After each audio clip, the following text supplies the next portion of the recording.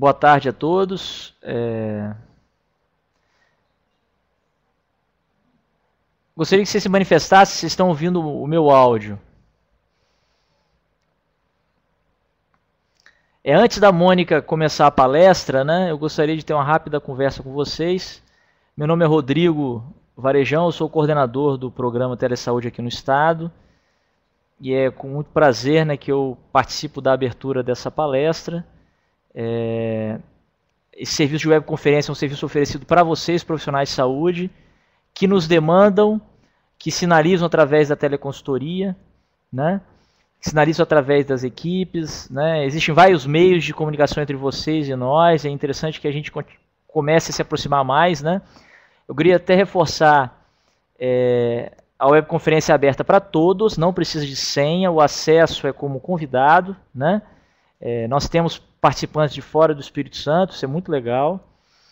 E, por outro lado, nós oferecemos um serviço de teleconsultoria para os profissionais de saúde do Espírito Santo, que são cadastrados conosco. Esses profissionais que participam, eles são cadastrados uma vez que o município adere ao programa, então é importante checar se na sua unidade houve essa adesão, se o seu secretário no seu município aderiu ao programa, tá? Você pode iniciar essa conversa diretamente conosco, que nós acionamos a Secretaria Estadual de Saúde para ajudar a aproximar o município de vocês, tá? Então, uma vez que vocês identificam como uma ferramenta útil para o trabalho de vocês, não hesitem em nos procurar e a gente vai fazer o possível para chegar até onde vocês estão, tá? Então, mais uma vez, eu agradeço a esses que responderam o convite. Aqueles que não estão recebendo mensagens nossas, entre em contato conosco, aproveita a webconf para solicitar o cadastro, né? Ou até mesmo pelos e-mails que nós informamos pelo site. Tá? Tirem bom proveito da especialista, né? Ela foi selecionada para poder oferecer o melhor conteúdo para vocês. Tá? E caso a dúvida permaneça, não seja tirada durante a palestra, porque o tempo não é tão grande assim, né? Vocês têm o canal que é a teleconsultoria. Vocês podem usar o serviço de teleconsultoria e o telesaúde para tirar dúvidas. Ok? Então eu agradeço, tenham uma ótima palestra e façam um bom proveito. Até mais.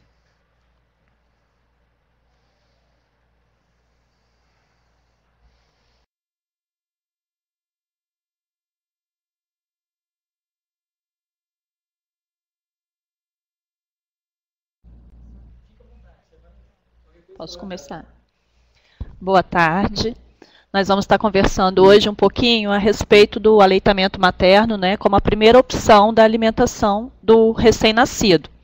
E depois, mais à frente, a gente vai estar conversando sobre a continuidade dessa alimentação no aspecto nutricional com uma outra palestrante, que é a professora Márcia.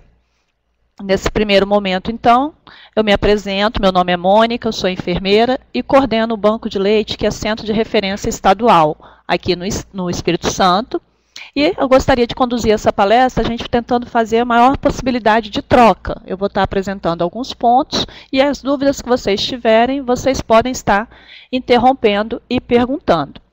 No primeiro propósito é a gente pensar por que esse aleitamento é tão importante, né? A Política Nacional de Aleitamento Materno, ela mostra que nós temos que ter ações de promoção, proteção e apoio do aleitamento materno nos mais variados níveis de atenção. Então, desde a atenção básica, passando pela assistência hospitalar, com as ajudas dos bancos de leite, além da fiscalização, da proteção legal do aleitamento materno, campanhas como nós tivemos agora recentemente, a Semana Mundial do Aleitamento Materno, agora no mês de agosto. Tivemos no mês de maio a Semana da Doação de Leite, a gente precisa estar trabalhando e divulgando isso para a população, no intuito de atender os bebês das unidades de terapia intensiva. Então, nós vamos estar conversando um pouquinho como, enquanto atenção primária, podemos estar trabalhando melhor esse aleitamento materno. Porque a gente pensa que amamentar é fácil, mas, na realidade, nós não podemos esquecer do contexto sociocultural que envolve o aleitamento materno. Então, precisamos compreender a amamentação numa visão mais ampla do que o seu biológico, pois essas mulheres elas vão sofrer influência do meio e, se não tiverem muito bem apoiadas, elas vão desistir e acarretar o desmame precoce. Por que aleitamento? Né? Eu não vou tentar aqui falar da composição do leite humano, que parte do princípio que a maioria de vocês conhece a composição e a importância do aleitamento materno, mas eu trago um parágrafo do Acré, onde ele fala que o leite humano ele é uma substância viva, de grande complexidade biológica, ativamente protetora e imunomoduladora. Não apenas proporciona a proteção exclusiva contra infecções e alergias, como estimula o desenvolvimento adequado do sistema imunológico do bebê, além dos mais variados componentes anti-inflamatórios. Então não dá para se discutir mais se vale a pena amamentar ou não. É essencial o aleitamento materno nos primeiros 6 meses de vida dessa criança, de forma exclusiva, e o mesmo deve ser complementado até 2 anos ou mais, no intuito da gente garantir o crescimento de um adulto saudável, para que ele possa crescer e desenvolver da forma mais adequada possível. Dentro dos constituintes do leite humano, nós temos mais de 250 constituintes. Então, ele é um alimento mais do que completo, ele é dinâmico e mutável. Quando a gente se refere a isso, nos vale a pena pensar e refletir nisso. A criança não recebe o mesmo alimento a cada mamada. Em cada mamada, nos horários diferenciados, esse leite vai ter componentes e constituintes diferenciados, de acordo com a necessidade daquele bebê. Então, exemplificando, se é um bebê imunológico, com déficit imunológico, esse leite vai ter uma composição de GA muito maior do que o seu teor de gordura, porque o objetivo é dar mais defesa para esse bebê do que especificamente engordá-lo naquele período. Então, a gente precisa estar muito atento a essa composição do leite para poder entender e ajudar a desmistificar a questão do leite fraco, do pouco leite, do leite não sustenta, porque ele vai estar sendo produzido de acordo com a necessidade do bebê. Então, vale nos lembrar que ao longo da mamada, esse leite passa por frações, e nós temos a fração do início da mamada, que é uma fração mais aguada, mais diluída, né, que muitas vezes as mães não reconhecem como leite, falam que só tem água no peito, e essa fração que é chamada de solução, que é riquíssima em valores imunológicos. No final da mamada, que é o leite posterior, chamado vulgarmente como leite gordo, é o leite composto pela fração emulsão. E é essa fração que vai dar a saciedade e o ganho de peso do bebê. E no meio da mamada, nós temos a fração suspensão, onde ela faz uma mistura dessas duas frações justamente para dar um equilíbrio, para não sair muito de um valor imunológico e chegar muito num valor altamente calórico. Então, a gente tem um meio termo onde se destacam as micelas de caseína, responsáveis, inclusive, pelo crescimento celular desse recém-nascido. E essa caloria do leite, ela vai diferenciar de mulher para mulher, de idade gestacional desse parto. Mas, em média, o leite da fração solução, que seria teoricamente o leite com a menor caloria, ele tem, em média, 600 quilocalorias por litro. E o leite do final da mamada, que é o leite posterior, ele tem, em média, 900 a 1.000 quilocalorias por litro. Então, a gente consegue, através dessa dosagem das calorias do leite, ajudar a trabalhar em cima dos mitos existentes, principalmente o mito do leite fraco. A gente consegue mostrar para a mulher a capacidade de produção dela e quanto de calorias esse leite tem. Todos os bancos de leite fazem esse serviço dentro do estado. E vale a pena, então, a gente reforçar para essa mulher a importância do neném esvaziar o peito todo. Ou seja, ela não ficar alternando as mamas no momento da mesma mamada, porque senão o bebê não consegue chegar na fração emulsão e com isso ele não vai ter saciedade e não vai ganhar peso e vai ser aquele bebê chorão. Então, sempre que a gente estiver conversando com uma gestante, no caso da atenção primária, no pré-natal, a gente precisa deixar bem claro para ela as vantagens do aleitamento materno, as questões de como trabalhar a mama durante esse processo da amamentação e o tempo que ela deve amamentar. A gente precisa estar reforçando isso do pré-natal até a alta da maternidade e dando a continuidade na puericultura, acompanhando esse binômio. Então, dentro dos fatores da composição do leite, eu trago aqui para vocês algumas evidências científicas, onde está provado, segundo a Unicef, que 2,2 milhões de mortes de crianças devido à desidratação, à diarreia, agravadas pela desnutrição, poderiam ser evitadas a cada ano por meio de práticas eficazes da amamentação. Então, olha a nossa responsabilidade melhorando a qualidade de vida das nossas crianças. Se aumentássemos o número de mulheres que amamentam exclusivamente durante os primeiros 6 meses de vida de seus filhos, seria possível este ano salvar a vida de pelo menos 1,3 milhões de crianças menores de 1 ano em todo o mundo. Nossos índices de aleitamento materno, eles aumentaram, mas ainda estão abaixo do esperado. A gente precisa melhorar esse índice de amamentação exclusiva até o 6º mês de idade. Então, nosso empenho, nosso trabalho ainda precisa se ampliar. Em estudos de meta-análise randomizado e controlado, evidenciou-se que a amamentação reduz significativamente o risco das enterites necrotizantes, que é uma das maiores causas de óbitos dentro da UTI neonatal. Então, está se provando também que o alimento de primeira escolha para uma UTI neonatal é o leite humano, de preferência o leite da própria mãe e, em último caso, o leite humano pasteurizado. A amamentação exclusiva é um fator protetor, principalmente em crianças jovens, geneticamente suscetíveis às diabetes tipo 1. Então, mais uma vantagem da amamentação, que ajuda a prevenir as doenças crônicas degenerativas. Reduz o risco de asma, pelo menos durante a primeira década de vida, particularmente evidente em crianças com história familiar dessas doenças atópicas. Nas comunidades economicamente desfavorecidas, o custo de leite de vaca, de mamadeiras, de bico e de combustível, da água para ferver, podem representar de 25% a 50% da renda familiar. Então, o custo com as fórmulas altera a qualidade de vida dessa família. Evidências científicas mostram os benefícios da amamentação na prevenção das doenças crônico-degenerativas, como eu já falei, a asma, a diabetes, a obesidade e as doenças cardiovasculares podem ser prevenidas através do aleitamento materno. O aleitamento materno individualmente é a intervenção mais importante e de baixo custo, que pode reduzir 13% das mortes em menores de 5 anos, associado com as outras intervenções de orientação da alimentação complementar, o programa de reidratação oral, podem juntos prevenir mais de 1/3 de todas as mortes infantis do mundo. Então, para que a gente entenda como isso pode ser feito, como que a gente pode ajudar mais essas mulheres a amamentar, eu trago aqui uma revisão da anatomia e da fisiologia da mama.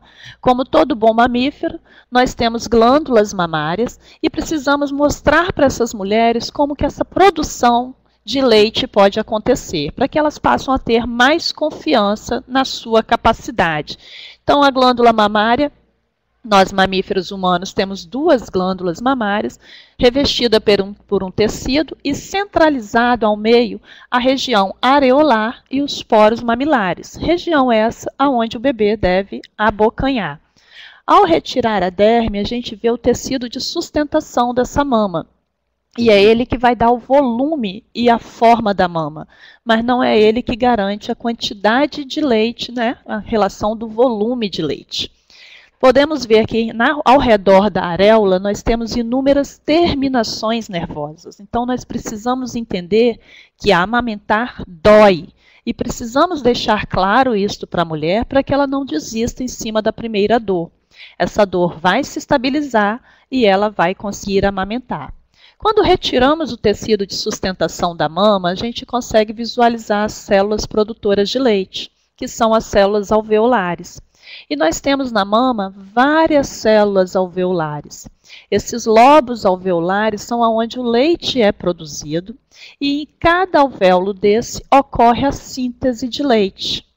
Então, a mulher ela é capaz de produzir uma grande quantidade de leite no que se refere ao ponto de vista anatômico. Mas essa grande quantidade de leite pode ser interferida pelo ponto de vista fisiológico, através dos estímulos hormonais. Então, se essa mulher tiver ansiedade, medo, dúvida, ela vai liberar muita adrenalina. E a adrenalina vai inibir a produção de leite, porque ela compete com o sítio ativo da prolactina. Então, essa mulher não vai conseguir produzir o volume de leite que o bebê dela está realmente precisando. Precisamos estar sempre atentos em cima dos tipos de mamilo. Existe uma cultura muito grande em cima do mamilo plano e o mamilo invertido como empecilhos da amamentação. E hoje já está provado que se o bebê tiver uma boa pega, independente do tipo de mamilo, ele consegue amamentar, desde que essa mulher tenha apoio de um profissional. Então, ela pode procurar ajuda para conseguir amamentar. Desde que ela consiga fazer a pega correta, né? Então, é preciso que todo profissional que trabalhe com o binômio mãe e filho consiga ensinar para a mãe os sinais de pega correta, para que ela consiga reconhecer isso a cada mamada. Então, o bebê precisa abrir bem a boca, abocanhar o máximo da areola, porque quando ele abocanha o máximo da areola, as ampolas lactíferas da anatomia dessa mama, elas vão ser todas abocanhadas por este bebê. E com isso, 2/3 da mamada desse bebê vai espontâneo para ele, onde ele não precisa fazer esforço, não vai ter gasto energético e vai responder adequadamente no ganho de peso. Se ele faz uma pega incorreta, deixando sobrar essas ampolas, esse bebê aumenta o gasto energético dele e não consegue responder no ganho ponderal. Então, aí ilustrando para vocês, né, a capacidade de visualizar a pega correta. Então, é a boca do bebê bem aberta, os lábios evertidos, o queixinho do bebê próximo da mama e o nariz distante da mama. O bebê vai para o peito em estado de alerta e sai do peito em sonolência. Isso significa que ele pegou corretamente o peito e fez uma excelente mamada. Lembrando as mães que a posição para amamentar interfere nesse tempo da amamentação. Se esse bebê não estiver bem acomodado, ele vai mamar por um tempo insatisfatório e daqui a meia hora ele vai querer mamar de novo, ajudando a potencializar o mito do leite fraco. Então, ela precisa posicionar corretamente esse bebê no seio para garantir que ele faça uma mamada adequada e consiga dar um intervalo de 2 até 3 horas entre as mamadas. Mostrando aí como ajudar, né, a mulher a posicionar o bebê no peito, independente de ser um bebê ou 2, ela consegue amamentar. É importante que no caso de gêmeos a gente trabalhe para que ela amamente os 2 de uma vez, para que essa mulher consiga ter tempo de descanso, sempre ajudando a posicionar o bebê. Bebês prematuros, por exemplo, adoram mamar em posição invertida ou em posição cavalinho.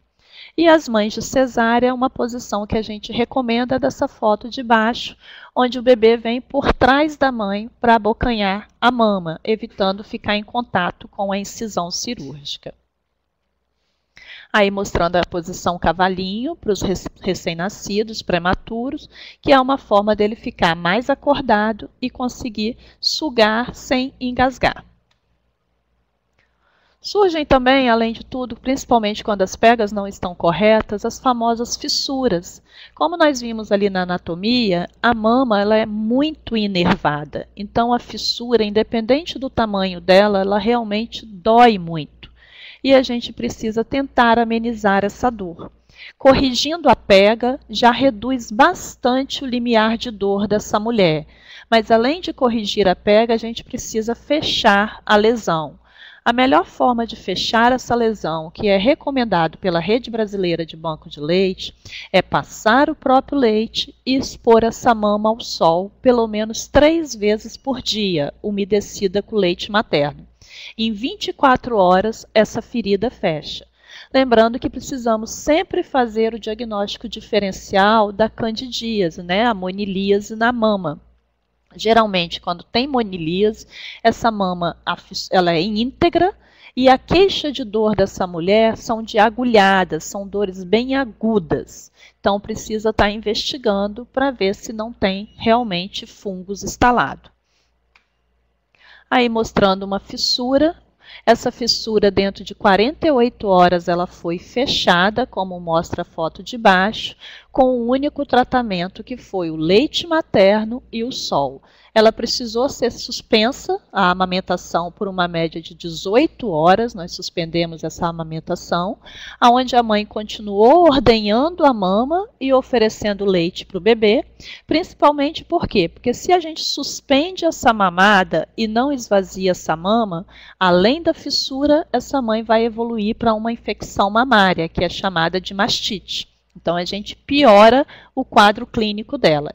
Então, se for necessário suspender uma amamentação, precisamos deixar claro para essa mulher a necessidade de esvaziamento dessa mama. Mostrando aí a amamentação dos gêmeos, as posições diferenciadas para os gemelares, e com apoio a mulher consegue amamentar até 3 bebês, né? Como na foto de baixo, essa mãe amamentando os trigêmeos. Como eu falei, se a fissura não for revertida, essa mãe começa a poupar essa mama vai engurgitar e vai gerar o que nós chamamos de mastite, que vai ser uma hiperemia local e muitas vezes evoluindo para um abscesso mamário. A mastite, ela não contraindica a amamentação, muito pelo contrário, esse bebê deve continuar mamando essa mama, tentando esvaziá-la o máximo possível.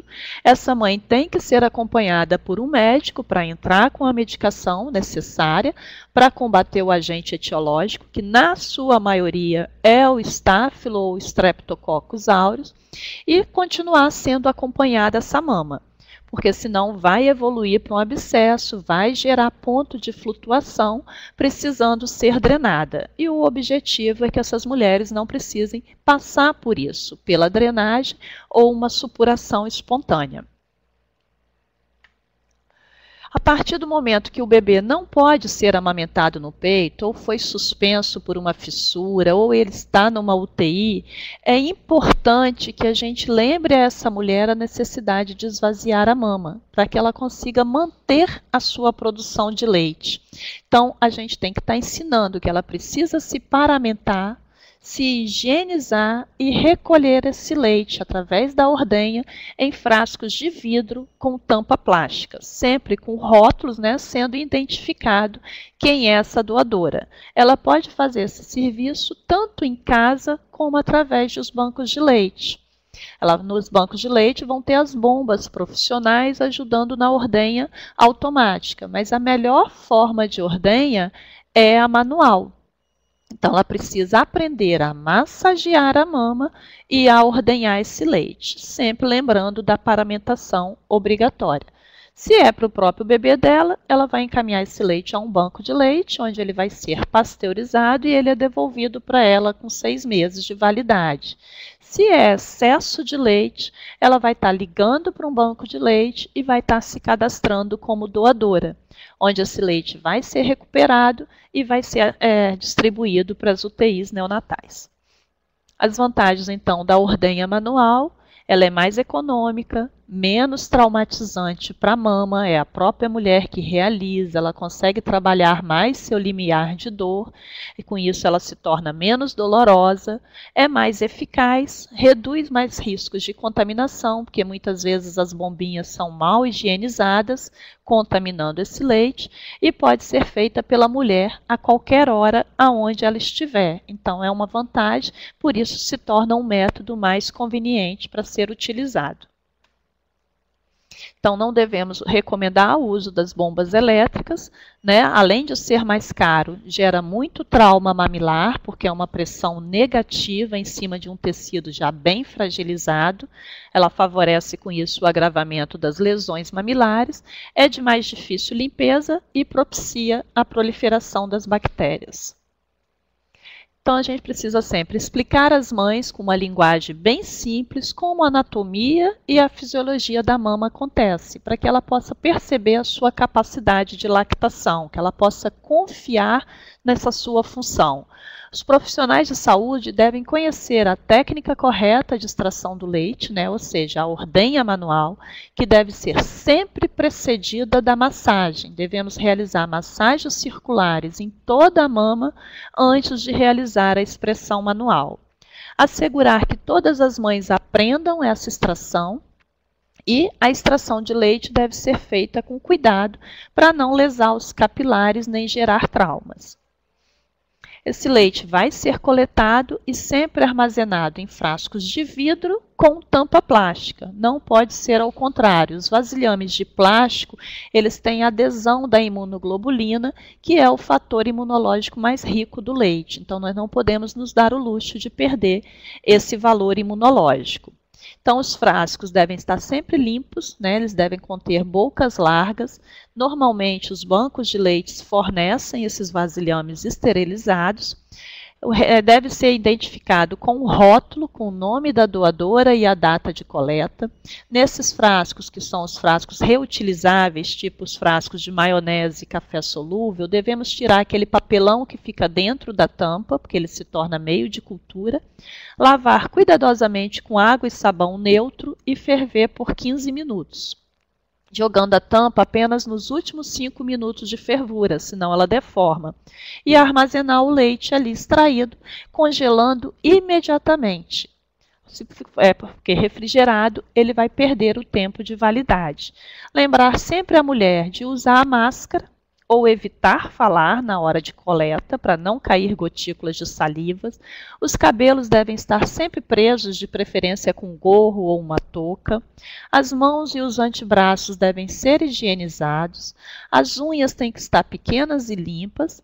Se possível, usar luvas e não esquecer de fazer a extração das primeiras gotas de leite. Ela deve desprezar as primeiras gotas de leite antes de fazer essa ordenha. Acrescentar, então, o leite que ela retirou do peito no frasquinho que já se encontra no congelador. Então, o mesmo frasco pode armazenar vários volumes de leite, até chegar próximo da rosca do frasco, porque se encher até a boca, ele vai dilatar e vai trincar. E com isso, esse material vai ser perdido. Então, ela pode estar usando um copo limpo e higienizado e ir transportando esse leite do peito para o frasco que já aguarda no congelador.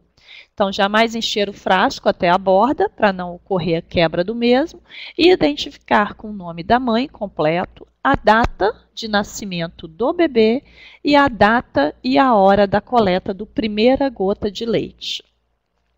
Sempre conservar, como eu falei, no congelador de preferência, porque conservado no congelador aumenta o prazo de validade desse leite, ela pode estocar por um período maior.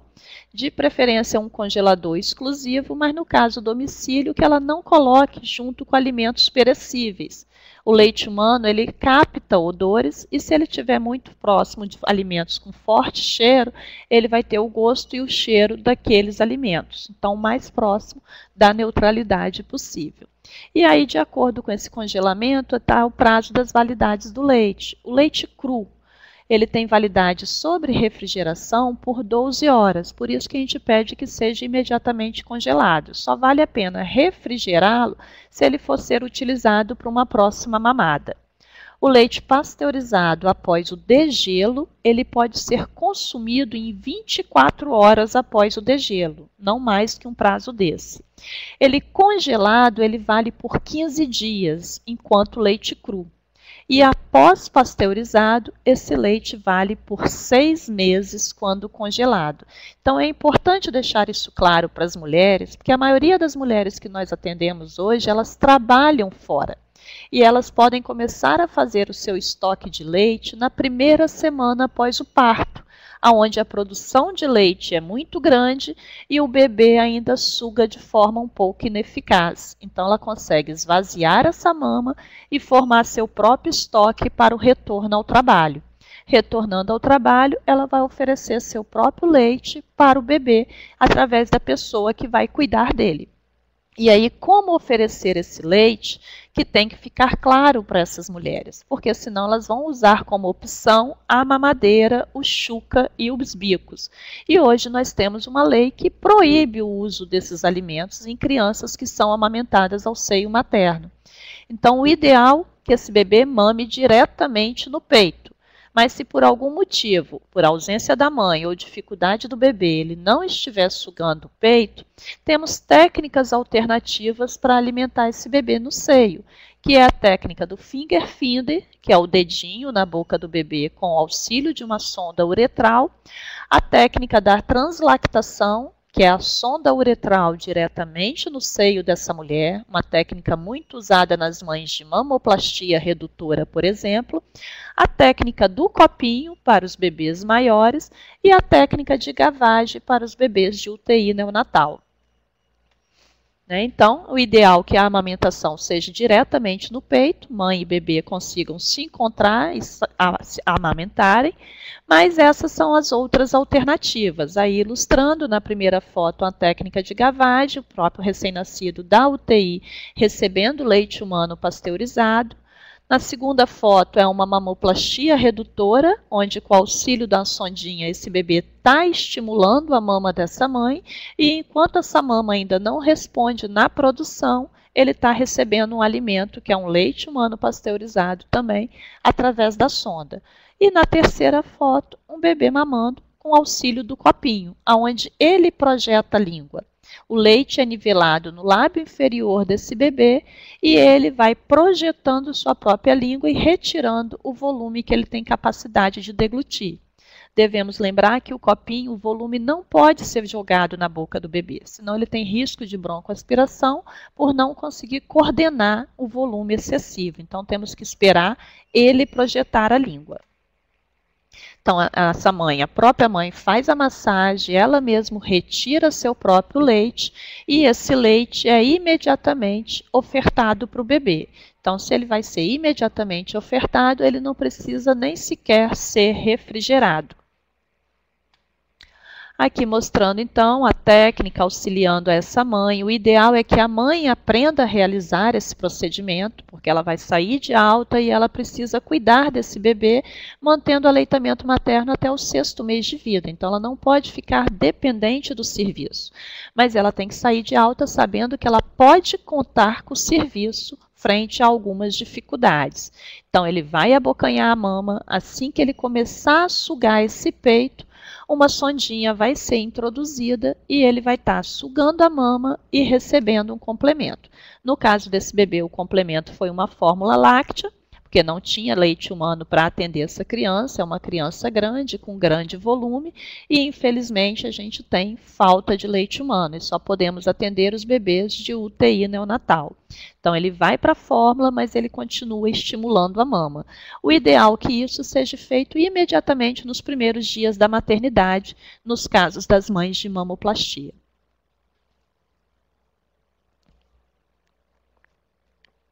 Essa aqui é a técnica do finger, né? O finger feeding, que é o bebê que já tem mais uma dificuldade de sugar, que precisa ser estimulada a sua sucção. Normalmente essa técnica é feita pelos fonoaudiólogos, mas a mãe pode e deve aprender essa técnica para reproduzir. Assim que o bebê começar a sugar, ele vai diretamente para o peito. Então aí mostrando o bebê sugando, né? A sondinha posta no dedinho, com auxílio do dedo, estimulando o palato do bebê para que ele possa sugar. E com isso ele consegue mamar e desenvolver seu reflexo de sucção. Lembrando que ainda existem alguns galactogogos que podem aumentar essa produção de leite. Hoje, o galactogogo, a medicação de escolha para o aumento da produção de leite, principalmente nas mães de mamoplastia ou mulheres de UTI neonatal é a supirida, né, que é um bloqueador dopaminérgico seletivo sobre os receptores D2, que deve ser usado umas 50 miligramas 2 vezes ao dia por uma média de 1 a 2 semanas. Ela consegue dar um bom aumento na produção de leite, sem trazer efeitos colaterais para essa mulher. A Rede Brasileira de Banco de Leite hoje não trabalha mais com a indicação da metrocloropramida, né, que é o Plasil, devido ao risco da síndrome extrapiramidal, e algumas opções também são utilizadas com a domperidona, mas a droga de escolha hoje da rede se mantém a supirida 1 vez ou 2 vezes ao dia para mulheres que necessitam de aumentar a produção. Devemos reforçar muito para essas mulheres a questão dos galactogogos culturais, como a cerveja preta, a água inglesa, que são alimentos que podem piorar o estado de saúde desse bebê. Eles não aumentam a produção de leite, na realidade eles dão sonolência no bebê, com isso eles substituem mamadas e dá a sensação de peito cheio. Então isso precisa deixar claro para essas mulheres, para que elas não utilizem esses alimentos. Então, as mães precisam sair, né, do pré-natal e sair de alta da maternidade, compreendendo a importância de amamentar de forma exclusiva. E hoje a gente precisa deixar claro, porque elas hoje já conhecem muito essa questão de amamentar por 6 meses, e chega no 6º mês ela interrompe a alimentação. Ela precisa amamentar com leite materno até o 6º mês, e a partir do 6º mês ela mantém o leite materno, mais a introdução alimentar, que vocês vão estar vendo numa outra aula com a Márcia, como vai começar essa alimentação pastosa até chegar à alimentação sólida. Mas o ideal é que ela compreenda que esse bebê tem que mamar o peito até 2 anos de idade ou mais. Elas precisam entender que não devem introduzir para essas crianças o uso das chupetas, bicos e mamadeiras. Ela precisa entender que um bebê saudável, ele vai amamentar em horário livre, não tem horário rígido, não dá para determinar que ele coma de 2 em 2 horas, de 3 em 3 ou de 4 em 4. Porque esse bebê vai pegar um peito e vai retirar um volume que a gente não é capaz de mensurar. E ele vai fazer o intervalo dele. Então, a gente precisa informar para ela que ela tem que apenas monitorar esse bebê. Se ela teve a sensação de que ele pegou um peito cheio e saiu da mamada com o peito vazio, esse bebê pode ficar no intervalo de até 4 horas sem mamar, desde que ele esteja num estado bem alerta e não tenha nenhuma patologia ou contraindicação de risco. Ela precisa aprender a colocar esse bebê no peito de forma correta, ela precisa garantir essa pega correta, ter certeza e conhecer os sinais de pega correta, e ela precisa saber fazer uma ordenha manual. O melhor momento para se ensinar todos esses itens para as mulheres é no período do pré-natal, quando nós acolhemos as gestantes, né? Nesse acolhimento que devemos abordar com elas todas essas situações do aleitamento. Assim, essa mulher já chega mais sensibilizada para a maternidade e consegue trabalhar melhor o aleitamento nos 3 dias pós-parto e, consequentemente, mantendo um aleitamento materno exclusivo até o 6º mês e complementado até 2 anos ou mais. Então, relembrando, como eu falei, manter essa amamentação até os 2 anos ou mais. O aleitamento materno continua oferecendo proximidade com a mãe, proteção contra doenças e uma boa nutrição para os bebês mais velhos. Então, elas devem continuar amamentando. A idade de 1 ano, leite materno ou qualquer substituto adequado, se o bebê não estiver sendo amamentado, deve constituir a principal fonte de dieta desse bebê. Até 1 ano de idade, ele precisa muito do leite materno pelas mais variadas funções que esse leite materno tem, além da sua função nutricional, que é inesgotável. Após os 6 meses de vida, o bebê precisa continuar mamando e recebendo outros alimentos adequados e de forma segura, acompanhados e supervisionados. E o fornecimento desses alimentos é denominado como alimentação complementar. Ela não substitui o uso do leite materno, ela apenas o complementa. Recomendar à mãe que continue, então, oferecendo o peito com a frequência e preferência do bebê, e de preferência antes de oferecer os alimentos complementares. Esse bebê vai primeiro receber o peito para depois se alimentar. Se ela desejar desmamar esse bebê, a gente tem que sugerir que deixe reduzir os números de mamada gradativamente. Esse desmame ele não pode ser brusco, senão esse bebê vai sentir e vai sofrer. Então, ela vai substituindo as mamadas, de preferência retirando a mamada noturna, a mamada do meio do dia e vai intercalando no espaço de 1 semana. A cada semana, ela reduz uma mamada, até conseguir desmamar a criança. Vamos relembrar aqui uma constatação antiga, não é tão antiga, é de 2000, mas já há 13 anos atrás, que os bebês que recebem afeto e estimulação adequada no primeiro ano de vida têm melhor desempenho social, intelectual e mais resistência na vida. O leite materno, a amamentação no seio materno, ela proporciona, além da nutrição, além da proteção imunológica, ela proporciona um vínculo afetivo mãe e filho muito forte, né? Então facilita o afeto e com isso deixa esse menino se desenvolver e se tornar um adulto melhor.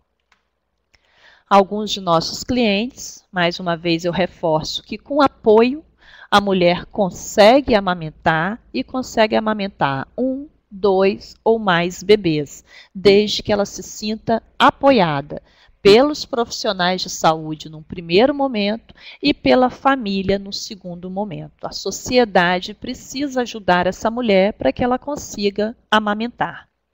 Aí a parte da equipe do Banco de Leite do Hospital das Clínicas.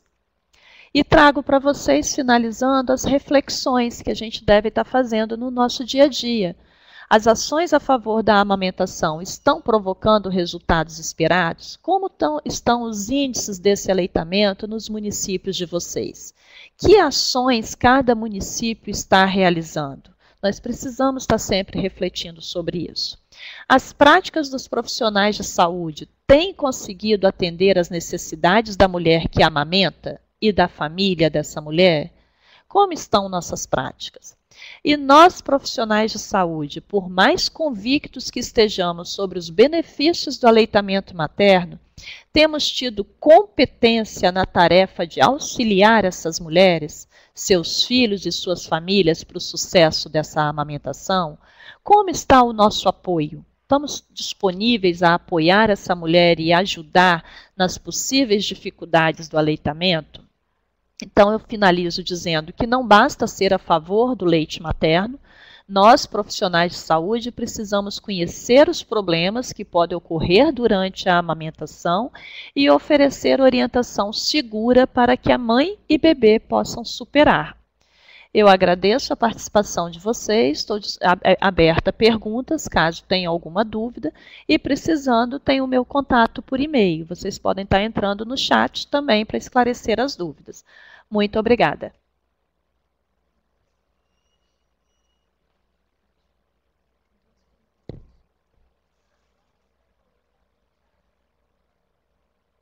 Aqui tem uma pergunta: que orientações podemos dar às mães quando não observamos o enchimento das mamas? É da Fernanda, né, de Venda Nova. A gente precisa saber primeiro, Fernanda, em qual período você está se referindo. Esse enchimento da mama que você chama é numa mãe de um pós-parto imediato ou é num período mais longo do aleitamento? Porque são orientações diferentes. Né? Porque, na realidade, a mama só fica cheia nos primeiros dias pós-parto, principalmente a partir do 4º ao 7º período de nascimento do bebê, que é um processo de produção excessiva e o bebê não consegue esvaziar. A partir disso, essa mama vai ficar cheia próximo da mamada do bebê e ela vai dar uma sensação de mama murcha depois da mamada. Isso significa que o bebê conseguiu esvaziar toda essa mama, mas jamais vai significar que essa mulher não tem leite. Então, ela vai acompanhar o volume de leite dela pelas condições da criança. Esse bebê está urinando, está evacuando, tem um choro forte, está ativo e está ganhando peso, independente do tamanho dessa mama, ela tem uma boa produção de leite. Acho que eu respondi, mas no seu caso você está falando de um bebê de 1 mês. É um bebê de 1 mês em aleitamento materno exclusivo, essa mama realmente ela fica com uma sensação de mama murcha. Mas ela enche no decorrer do dia. Então, é só ensinar a mãe a observar qual é o período que a mama fica mais cheia. Normalmente é no período noturno, tá? Mas no período diurno, até para o próprio conforto da mulher, ela tem a sensação de mama vazia. Mas o bebê consegue pegar e ficar satisfeito. Então, tem que avaliar todo um contexto.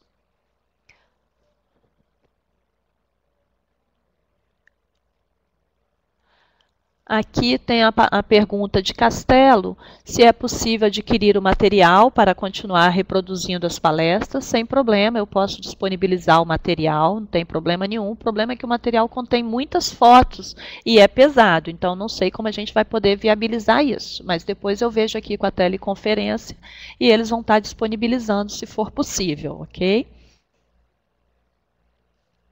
Tem mais alguma pergunta? Tem alguém digitando?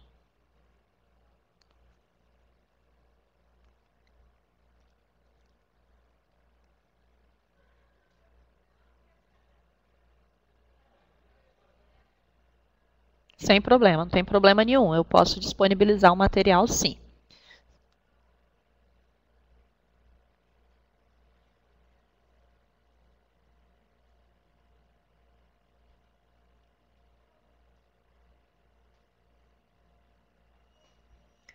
Mais alguma pergunta? Acredito que não, né?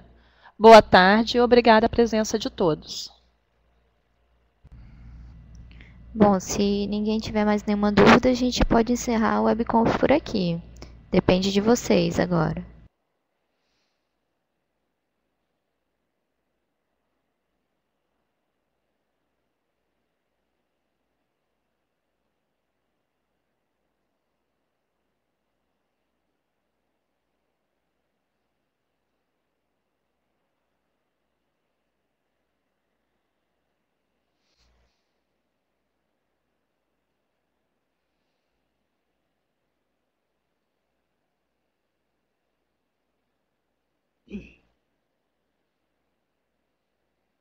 Sim, vai ter um outro momento com a Márcia, que vai ser a alimentação do 6º mês de vida em diante, até os 2 anos e meio de idade.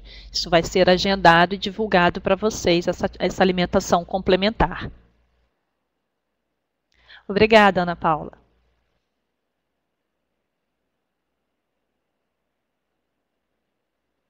Você sabe se já tem? Não, ainda não tem a data fechada, não. Está esperando a agenda dela.